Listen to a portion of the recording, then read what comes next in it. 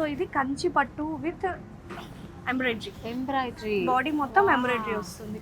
అసలు ఎంబ్రాయిడరీ లాగా లేదండి, ఇది ఏదో పెయింట్ చేసినట్టు అంటే అంత ఒక డెలికేట్ వర్క్ ఇది. ఫినిషింగ్ అనేది బాగా తెలుస్తుంది, హ్యాండ్ కి మిషన్ కి డిఫరెన్స్ వెంటనే చెప్పవచ్చు. ఫినిషింగ్ చాలా బాగుంది, చూస్తేనే అర్థం అవుతుంది.